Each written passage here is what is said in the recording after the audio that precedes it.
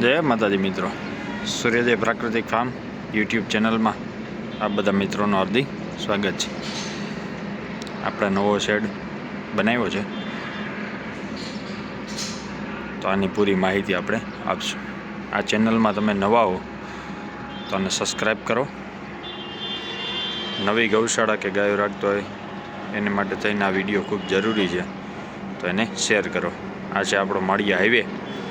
મોરબીની બાજુમાં નાગડાવાસ ગામ છે, ત્યાં બનાવેલો માધવ પેટ્રોલ પંપ છે. માધવ પેટ્રોલ પંપની પાછળ એક્ઝેક્ટ આપણે નવી ગૌશાળા બનાવી છે. એનું ફેબ્રિકેશનનું કામ બધું આપણે કર્યું છે. તો જુઓ, આ છે માધવ પેટ્રોલ પંપ, એની બાજુમાં છે માધવ હોટલ, અને આ એની વાડી છે, ત્યાં આખી વ્યવસ્થા કરી છે. હવે આનું માપ છે આપણે 60 બાય 30 ફૂટ પહોળાઈ છે, લંબાઈ છે એની 60 ફૂટ. આ જોઈ શકો છો શેડ. પછી આમાં ઓટોમેટિક પાણીની સુવિધા, અલગ અલગ વાળા, અલગ અલગ પાર્ટીશન છે. ગાયો અંદર ને અંદર છૂટી ફરી શકે. હું બાંધવામાં ક્યારેય માનતો નથી. લગભગ વ્યક્તિઓ બધા ગાયોને બાંધીને રાખતા હોય, પણ ગાયને જેટલી છૂટી ફરવા દો, હરવા ફરવા દો, એ ખૂબ સારું રહે.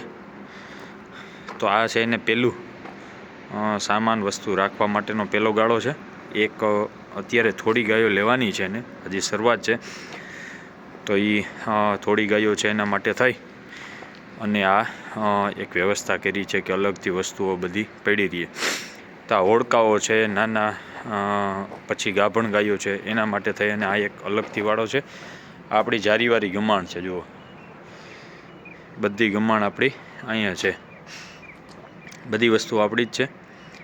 આ ગાળો છે, આમાં જો આ ઓટોમેટિક પાણી બાઉલ બધે લાગેલા છે. હરેક ગાળામાં થાંભલીએ બાઉલ આવે. પાણી આમાં ભર્યું રહીએ, એકદમ ચોખ્ખું રહીએ. શુદ્ધ પાણી જે આપણે પીએ એ તમે ગાય માતાને પીવડાવી શકો. આ છે દોવા માટેનો મોટી જગ્યા છે, એમાં આ જારીવાળી ગમાણ છે, જોઈ શકો છો. અને સાથે જ આમાં કડા આવે, ત્યાં બાંધી શકાય છે. હજી આમાં નીચેનું કામ બધું બાકી છે, એ બી કરશું. આ સ્ટીલનું બાઉલ છે, સાફ કરવામાં ઇઝી રહે, મસ્ત રહે, એકદમ ચોખ્ખું ક્લીન પાણી છે. જુઓ, આવી રીતના આપણે પાણી પીવડાવી શકીએ. આમાં જેટલું ગાય પાણી પીએ એ બધું પાછું આમાં આવી જાય છે. આ બચ્ચા માટેની વ્યવસ્થા છે, એના માટે આ જારી મેલી છે કે અહીંથી બચ્ચા ની માનું ધાવી ન જાય એના માટે. અને આ નાની ગમાણ છે બચ્ચાની જારીવાળી. હવે આ બચ્ચા માટે થઈ અને ખુલ્લું રાખવું જરૂરી. ખાસ જે શેડ હોય, શેડની સામે જ ખુલ્લો વિભાગ કરી શકાય. આ લોકોને આ પાર્ટીશન આગળ લેવાનું છે, ત્યારે ત્યાં વાવેતર છે. બાકી ખુલ્લો જે શેડ હોય એની એક્ઝેક્ટ સામે તમે 30 ફૂટ 40 ફૂટ જે વ્યવસ્થા હોય એ રાખી શકો. પાર્ટીશન લંબાવી દેવાનું. અત્યારે જે આ દેખાય છે આમાંથી ગાયો અલગ થઈને જે વાવલું ટ્રેક્ટર પડેલું ત્યાં છૂટી ગાયો ફરી શકશે. હવે પાણી ઓટોમેટિક છે, તમને બતાવું કે ભાઈ આમાંથી ગાય પાણી પીએ.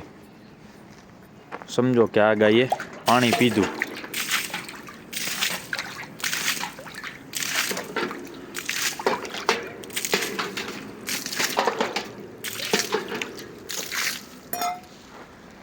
તેમાં બધા બાઉલમાંથી પહેલાં આખું બાઉલ ભરાઈ જશે આવી રીતના.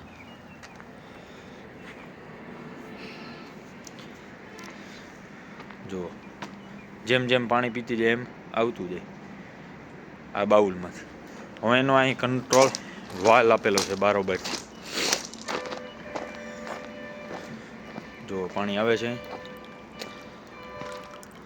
પાણી પાછું બ્રેક થઈ જાય, ભરાઈ જાય એટલે આ ઓટો કંટ્રોલ વાલ્વ હોય, સેન્સર અડી જાય એટલે પાણી બંધ થઈ જાય. એટલે આ અહીંયા જ લગીન એક્ઝેક્ટ ભરેલું રહીએ. આ બધા બાઉલ છે એ ભરેલા છે, એ એટલા બધા ભરેલા જ રહીએ. જ્યાં લગીન પાણી અડે નહીં ત્યાં લગીન મન થાય નહીં. જેટલું પાણી પીએ, જેટલું આપણે ખાલી કર્યું એ પાણી પાછું ભરાઈ ગયું છે. જો આમ ધીમે ધીમે ધીમે થતા થાય પાણી ત્યાં પહોંચ્યું એટલે બંધ થઈ ગયું. આવી રીતના કંટ્રોલ વાલ્વ કામ કરે છે. એટલે પાણી ગમે ત્યારે છૂટી હોય એટલે ગમે ત્યારે એને જ્યારે પાણી પીવું હોય ત્યારે પી શકે. અને ખાસ આ બી વ્યવસ્થા ખાસ કરવી જોઈએ. આપણે આ લંબાવવાનું છે એટલે બેય સાઈડમાં જગ્યા રાખેલી છે. વાંય ગમાણ લેવી હોય તો એ લઈ શકે. એ બાજુ ન્યાય 5 ફૂટની જગ્યા રાખેલી છે અને અહીં 5 ફૂટની જગ્યા રાખેલી છે કે અહીંથી તમે બહારથી સીધો ચારો અંદર નાખી શકો.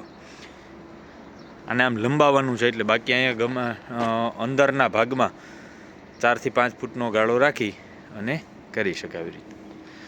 તો જે કોઈ મિત્રોને બનાવવી હોય અથવા આવું કરવું હોય તો મારો કોન્ટેક કરી શકે છે. નંબર ત્યાં આપેલો છે. જરૂરિયાતમંદ લોકોને વિડીયો શેર કરો. જય માતાજી.